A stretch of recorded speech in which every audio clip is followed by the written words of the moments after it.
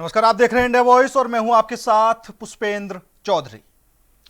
हरिद्वार में कुंभ कार्यों के नाम पर नियमों को दरकिनार कर बुलाए गए अधिकारी राजन सिंह पर गंभीर आरोप लगाए गए हैं। आरोप है कि उनकी नियुक्ति और तैनाती नियमों के विरुद्ध की गई है, जिससे शासन प्रशासन की कार्यप्रणाली पर सवाल खड़े हो रहे हैं। शिकायतकर्ता ने संबंधित विभाग और प्रशासन को लिखित शिकायत देकर मामले की निष्पक्ष जांच की मांग की, लेकिन कई सप्ताह बीत जाने के बावजूद अब तक किसी भी स्तर पर ना तो जांच शुरू हुई है और ना ही कोई ठोस कार्रवाई की गई है। शिकायत में कहा गया है कि राजन सिंह की तैनाती में शासनादेशों और स्थापित प्रक्रियाओं की अनदेखी की गई है। इसके बावजूद जिम्मेदार अधिकारी चुप्पी साधे हुए हैं, जिससे मामले को दबाए जाने की आशंका और ज्यादा बढ़ गई है। नाराज लोगों का कहना है कि यदि गंभीर आरोपों के बावजूद कार्रवाई नहीं होती तो यह एक गलत परंपरा होगी, जिससे ईमानदार अधिकारियों का मनोबल गिरेगा। अब सवाल खड़ा होता है कि क्या उत्तराखंड में काबिल अधिकारी नहीं है जो यूपी से कुंभ कार्यों के लिए राजन सिंह को बुलाया गया है। एक स्पेशल रिपोर्ट आपको दिखाएंगे और पूरा मामला आपको समझाएंगे कि आखिर ये पूरा मामला है क्या। तो आपको दिखाते हैं ये खास रिपोर्ट। तो राजन सिंह की तैनाती को लेकर जिस तरीके से गंभीर आरोप लग रहे हैं, बड़े बड़े सवाल खड़े हो रहे हैं, जिस पद पर उनको लाया गया है, जिस विभाग में वो आए हैं, काफी चीजें फिलहाल विवादित चल रही हैं। आपको एक खास रिपोर्ट दिखाते हैं, उसके बाद पूरा मामला समझिए। कुंभ के कार्यों के नाम पर नियमों को दरकिनार कर बुलाए गए अधिकारी राजन सिंह पर गंभीर आरोप लगाए गए। आरोप है कि उनकी नियुक्ति और तैनाती नियमों के विरुद्ध की गई, जिससे शासन प्रशासन की कार्यप्रणाली पर सवाल खड़े हो रहे हैं। राजन सिंह उत्तर प्रदेश राज्य निर्माण निगम में परियोजना निदेशक थे और उनको यहाँ पर अधीक्षक अभियंता के रूप में लाया गया। HRDA में अब सिर्फ फर्जी पद ही नहीं बल्कि डेपुटेशन नियमों की खुली अनदेखी का भी मामला सामने आ रहा है। क्या कुंभ के नाम पर पूरे सिस्टम को दरकिनार किया गया? देखिए ये एक्सक्लूसिव रिपोर्ट। हरिद्वार रुड़की विकास प्राधिकरण में तैनात अधिकारी राजन सिंह पर सवाल लगातार गहराते जा रहे हैं। सरकारी रिकॉर्ड अधिशासी अभियंता, जमीन पर अधीक्षण अभियंता का बोर्ड, अब खुलासा इससे भी बड़ा। फर्जी पद पर नियमों की अनदेखी, 55 साल के बाद डेपुटेशन कैसे? ब्लैकलिस्ट विभाग से तैनाती, कौन दे रहा है संरक्षण? सूत्रों के मुताबिक राजन सिंह की जन्म तिथि 15 जुलाई 1969 बताई जा रही है, यानी उम्र 55 साल से अधिक, जबकि उत्तराखंड सरकार की डेपुटेशन पॉलिसी के अनुसार 55 साल के बाद किसी भी अधिकारी को दूसरे विभाग में डेपुटेशन नहीं दिया जा सकता है, क्योंकि 55 साल के बाद बचे हुए 5 साल अपने मूल विभाग में सेवाएं देनी होती है। ऐसे में सबसे बड़ा सवाल, क्या नियमों को दरकिनार कर ये तैनाती की गई है? राजन सिंह की तैनाती को लेकर बीजेपी के विधायक भी सवाल उठा रहे हैं। देखिए, किन कारणों से उनको लाया गया है ये मुझे स्पष्ट नहीं है, लेकिन इसकी आवश्यकता नहीं है, क्योंकि जहाँ तक कुंभ के लिए लाना हमारी इतनी बड़ी रिक्वायरमेंट नहीं है, क्योंकि कुंभ का संचालन हम पहले भी कर चुके हैं और मेरी सरकारों ने बहुत बेहतर संचालन उसका किया है। आगे भी हम उसकी तैयारियां कर रहे हैं और कुंभ आप देखेंगे बहुत बढ़िया तरीके से संपन्न भी होगा। और जो हमारे पास जो अधिकारी हैं, जो हमारे पास शासन तंत्र है, वो बहुत सक्षम है और बहुत सीनियर अधिकारी हमारे पास हैं, वो हमेशा इस मामले को देखते आए हैं। तो मैं नहीं समझता हूँ कि कुंभ के कारण उनको लाया गया होगा, लेकिन क्यों लाया है ये भी मुझे नहीं मालूम है। तो कुल मिलाकर इसकी आवश्यकता नहीं है। मामला यही नहीं रुकता। सूत्रों का दावा है कि जिस विभाग से राजन सिंह को लाया गया, उस विभाग को उत्तराखंड सरकार पहले ही ब्लैकलिस्ट कर चुकी है और उस विभाग में भ्रष्टाचार के मामलों की जांच भी चल रही है। ऐसे विभाग से अधिकारी को लाकर अहम जिम्मेदारी देना सवाल खड़े करती है। देखिए, जिस तरीके से धामी सरकार अच्छा काम कर रही है तो उनके अधिकारी जैसा कि मैंने बताया कि उनके कार्यों को पलीता लगा रहे हैं, उनकी छवि को खराब करने की कोशिश कर रहे हैं। जैसा कि ताज़ा मामला आया है कि अर्धकुंभ के नाम पर एक यूपी से राजकीय निर्माण निगम से एक अधिकारी को लाया जा रहा है और उसे लाया गया यहाँ पर अर्धकुंभ के नाम पे, उसे ऊड़ा में जो है जो है अधीक्षण अभियंता के पद पर रखा जाता है। इस पूरे मामले में जब HRDA के सचिव से सवाल किया गया तो वो साफ जवाब देने से बचते नजर आए। वहीं उपाध्यक्ष सोनिका ने तुरंत बयान देने से इनकार करते हुए 2 दिन बाद मिलने की बात कही, लेकिन अब तक कोई आधिकारिक प्रतिक्रिया सामने नहीं आई। वहीं वरिष्ठ पत्रकार आदेश त्यागी कहते हैं, कुंभ ड्यूटी पर उत्तर प्रदेश से एक अधिकारी को, राजन सिंह नाम के किसी अधिकारी को लाया गया है और ये किसकी सह पे यहाँ लाया गया है, कौन अधिकारी है, कौन इसको यहाँ लाना चाहते थे, क्यों इसको यहाँ लाया गया है, तो इससे स्पष्ट होता है कि ये कोई भ्रष्टाचार का बड़ा खेल है जिसमें यहाँ के कुछ ब्यूरोक्रेट भी सम्मिलित हैं। यानी तस्वीर साफ है, फर्जी पद का इस्तेमाल, रेपुटेशन नियमों पर सवाल और अब ब्लैकलिस्ट विभाग का कनेक्शन। क्या ये सिर्फ लापरवाही है या फिर पूरा सिस्टम सवालों के घेरे में? इस पूरे मामले को लेकर कांग्रेस के प्रदेश अध्यक्ष गणेश गौदियाल ने सरकार पर सीधा हमला बोलते हुए कहा, भ्रष्टाचार करने के लिए किस किस तरीके से क्या क्या चीजें कर रही है, निश्चित रूप में वो अधिकारी सिर्फ और सिर्फ इस रूप में वहां लाया गया कि वो भ्रष्टाचार करने का मास्टरमाइंड है। तो क्या कुछ पूरा मामला है, एक बार वो आपको बता देते हैं। कुंभ कार्यों के नाम पर राजन सिंह को बुलाया गया है, नियमों के विरुद्ध उनकी तैनाती की गई है, इस तरीके के आरोप लग रहे हैं और नियुक्ति और तैनाती में शासनादेशों की अनदेखी की गई है। उनकी उम्र को लेकर भी विवाद बना हुआ है और पद और विभाग तीनों ही विवादित फिलहाल बने हुए हैं। शिकायत के बाद भी अभी तक कोई कार्रवाई इस पूरे मामले में नहीं हुई है। जिम्मेदार अधिकारियों की चुप्पी से भी कहीं ना कहीं सवाल खड़े होते हुए नजर आ रहे हैं कि आखिर इस पूरे मामले में सफाई क्यों नहीं दी जा रही है। हाईकोर्ट में जनहित याचिका दायर करने की भी शिकायतकर्ताओं की तरफ से तैयारी यहां पर की जा रही है। तो कुंभ कार्यों के नाम पर राजन सिंह जो बुलाए गए हैं, जिनकी तैनाती कुंभ कार्यों को लेकर की गई है, उनकी तैनाती को लेकर फिलहाल विवाद और भी ज्यादा गर्माता हुआ नजर आ रहा है। तो सबसे बड़ा सवाल यही बन रहा है कि इस उम्र में डेपुटेशन आखिर क्यों गया, उनकी तैनाती का आखिर क्या मकसद है? क्या उत्तराखंड में अधिकारी नहीं है जो काम को संभाल सके, जो उत्तर प्रदेश से अधिकारी को बुलाने की जरूरत पड़ी? तो तमाम तरह के सवाल यहां पर खड़े होते हुए नजर आ रहे हैं और जिस विंग को त्रिवेंद्र रावत सरकार ने बैन कर दिया, उस विंग से राजन सिंह को बुलाया गया है। तो तमाम तरह के बड़े सवाल यहां पर खड़े होते हुए नजर आ रहे हैं।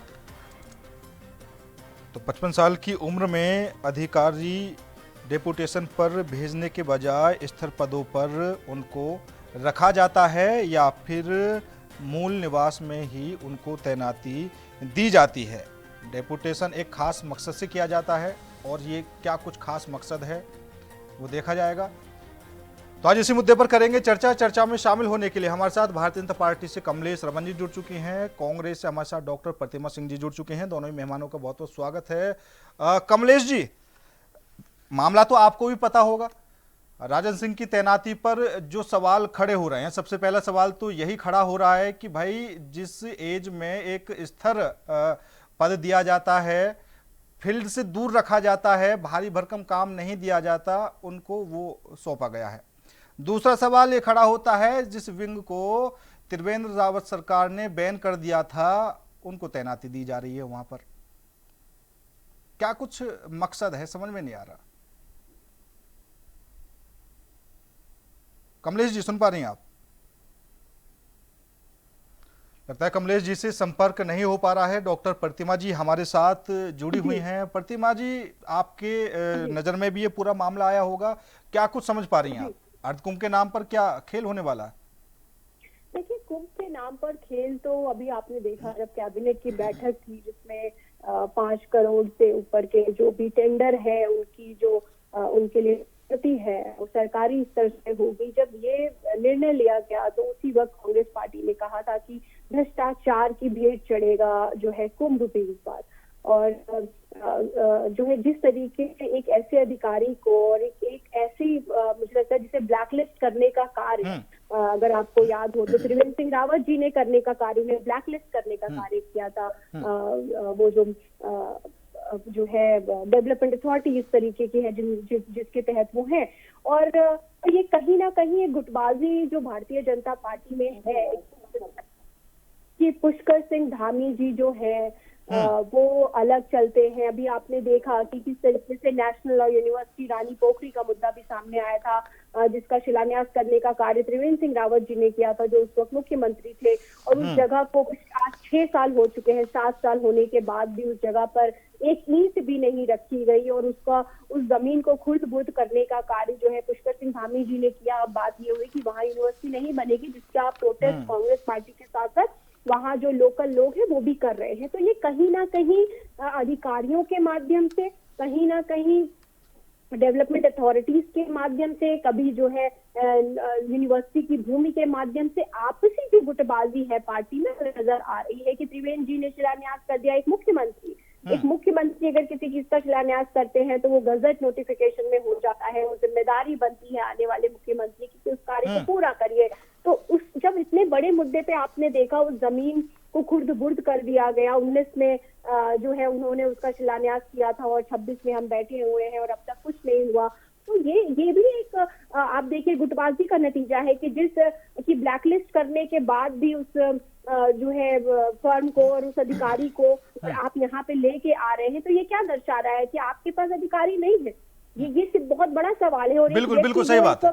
ठीक है प्रतिमा जी, के पद पे है उसको आप अधीक्षक दिखा करके, सबसे बड़ा गोलमाल तो यही है। देखिए पुष्पेंद्र जी, सवाल ये है कि आखिर क्यों, वजह क्या है कि डेपुटेशन के नियम भी ताक पे रख दिए गए और जिस तरीके से पद का जो दुरुपयोग है, एक झूठी बात, एक फ्रॉड करने का कार्य भी इस तरीके से किया गया कि आप झूठा पद दिखा रहे हैं। तो ये सारी बातें आखिर जरूरत क्यों पड़ रही है? बिल्कुल सही बात प्रतिमा जी। मैं आऊंगा आपके पास। कमलेश जी भी जुड़ चुके हैं।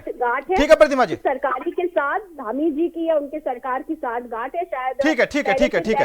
कमलेश जी भी हमारे साथ जुड़ी हुई है। कमलेश रमन जी, क्या कुछ पूरा मामला है आपकी समझ में भी आ रहा होगा? यूपी से अधिकारी को बुलाया जाता है, राजन सिंह अर्धकुंभ में उनको तैनाती दी जाती है, जो HRDA में पद ही नहीं है उस पद पर उनको विराजमान किया जाता है। उम्र को लेकर सवाल खड़े हो रहे हैं कि भैया जिस एज में एक स्थायी पद दे दिया जाता है, स्थायी नौकरी दे दी जाती है, स्थायी जगह दे दी जाती है, फील्ड से दूर रखा जाता है, आप फील्ड का काम उनको दिया जा रहा है। ठीक, एक तो पद को लेकर सवाल खड़े हो रहे हैं, उम्र को लेकर सवाल खड़े हो रहे हैं, विभाग को लेकर सवाल खड़े हो रहे हैं। क्या कुछ ये पूरा मामला है? देखिए पुष्पेंद्र जी, कोई भी सरकारी मशीन किसी भी नियम को ताक पर रखकर कोई काम नहीं करती है। बहुत सोच समझकर और बहुत सारी जांच के बाद ये सारी चीजें होती हैं। अगर कोई अधिकारी अपने कार्य में निपुण है और वो इच्छुक है कहीं जाने का तो उसको भेजने का काम किया जाता है। ऐसे तो किसी के साथ जबरदस्ती नहीं की जाती पुष्पेंद्र जी। और जैसा आपने कहा कि उनकी उम्र के ऊपर भी जो है सवाल उठ रहा है, तो देखिए अगर वो अधिकारी सक्षम है, क्योंकि हमारे यहाँ कुंभ होने वाला है और ऐसा तो नहीं है कि अधिकारी जिस समय उत्तर प्रदेश में उत्तराखंड था हमारा, उस समय भी क्योंकि आसपास का ही है, कोई इतना बहुत दूर का तो फासला हमारा है नहीं कि बहुत सारे 3-4 राज्य छोड़ने के बाद ये राज्य आता होगा। उत्तर प्रदेश उत्तराखंड से ही लगता हुआ है। जाहिर सी बात है कि जो उत्तराखंड के अधिकारी वो उत्तर प्रदेश में है और जो उत्तर प्रदेश के वो उत्तराखंड में है। तो क्योंकि ये नौकरी उत्तराखंड बनने से पहले लोगों की लग चुकी थी, तो अगर किसी की क्षमता है कार्य करने की तो उसको दिया जाता है। ऐसा नहीं कि कोई भी सरकारी काम किसी नियम को ताक पे रखकर किसी को भी कहीं पर डिप्यूट कर दिया जाएगा। पर कहीं ना कहीं जो आपने अभी सवाल उठाए हैं, क्योंकि इन सारी चीजों के लिए अधिकारी जिम्मेदार होते हैं। जो हमारे बड़े उच्च स्तर के अधिकारी हैं वो इस चीज के जिम्मेदार होते हैं, वो इन सारी चीजों को देखते भी हैं कि क्या सही है और क्या गलत है। नहीं बिल्कुल कमलेश जी, और यहाँ पर कमलेश जी यहाँ पर मैं ये नहीं कह रहा कि भाई सरकार जिम्मेदार है, बिल्कुल अधिकारी जिम्मेदार है, विभाग जिम्मेदार है। आप एक बात मुझे बता दीजिए, अभी आपने कहा कि अगर कोई व्यक्ति अपने काम में निपुण है तो उसको बिल्कुल बुलाया जाएगा। पहली बात तो ये कि सिंचाई विभाग की मैकेनिकल विंग से उनको बुलाया गया है, ठीक है, जैसी मैंने जानकारी प्राप्त की है। दूसरा, उत्तराखंड के अंदर मैकेनिकल विंग को सिंचाई विभाग में बैन कर दिया त्रिवेंद्र रावत सरकार ने, ठीक। दूसरा ये कि अर्ध कुंभ में जो काम होने हैं, निर्माण, घाट, सड़क, इस तरीके के काम होने हैं, तो सिंचाई विभाग का आदमी वहां पर क्या करेगा, निपुणता क्या दिखाएगा? नहीं, मैंने क्या कहा कि जो सरकारी कर्मचारी हैं या अधिकारी हैं, क्योंकि सर्विस पर जब जाते हैं तो बहुत सारी चीजें उनको जानकारी होती है, हर चीज देखी जाती है। लेकिन आपने जिस तरीके के अभी कहा है कि ये सवाल उठ रहे हैं, तो जाहिर सी बात है कि इन सारी चीजों की जांच परख भी होगी। ऐसा तो नहीं है कि किसी भी अधिकारी सवाल तो उठने लाजमी है, जो पद ही नहीं है कमलेश जी, HRDA में जो पद ही नहीं है उस पद पर उनको विराजमान किया जा रहा है, तो सवाल तो अपने आप ही खड़े हो रहे हैं। पुष्पेंद्र जी, देखिए, मुझे लगता है कि जो हमारे अधिकारी हैं या कर्मचारी हैं, जो अपने स्थानीय जगह पर अपने गृह क्षेत्र में अगर कहीं सर्विस कर रहे हैं जी, या लास्ट टाइम उनका होता है जिसमें 5 साल अपने ही गृह क्षेत्र में या अपने स्थायी स्थान पर अपनी नौकरी कर सकता है।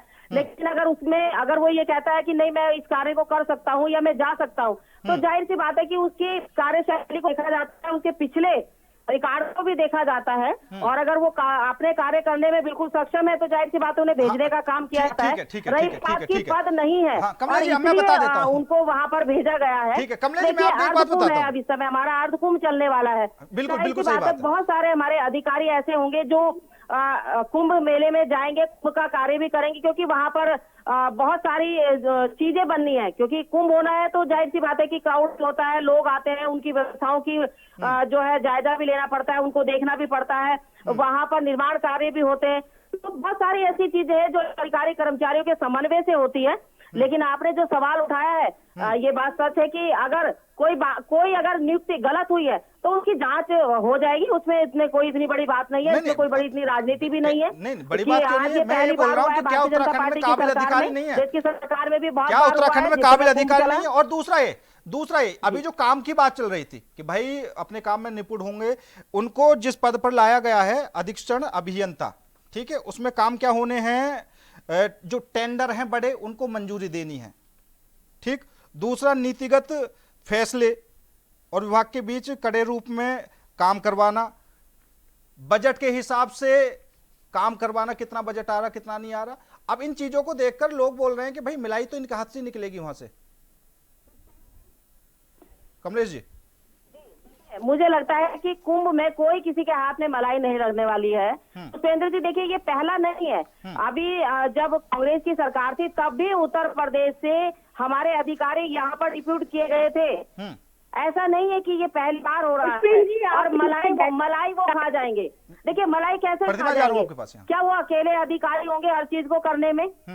उनसे भी बड़े अधिकारी होंगे, बहुत सारी मशीनरी होगी, और इसमें ऐसा तो नहीं कि अकेला व्यक्ति सक्षम होता है किसी भी काम को करने में, बकायदा पूरी कमेटी होती है। नहीं, अब उसके बाद वो प्रस्ताव नहीं, अब तो ऐसा लग रहा है कि जो कितना, कमलेश जी, मैं वही तो बोल रहा हूँ, आप बोल रहे हैं कि अकेला आदमी सक्षम नहीं होता, मैं बोल रहा हूं कि उत्तराखंड के जितने अधिकारी शायद वो सक्षम नहीं है, तो बाहर से एक व्यक्ति को बुलाया है कि आप इनकी देखरेख करना। नहीं, आप कैसे कह सकते हैं कि वो बाहरी व्यक्ति है? मुझे एक बात बताइए, मैंने क्या कहा कि जब उत्तर प्रदेश में हमारा उत्तराखंड अलग से नहीं बना था, उससे पहले उत्तराखंड के बहुत लोगों की अभी जिस पद पर वो काम कर रहे हैं वो उत्तर प्रदेश के अंदर ही आता है ना जी।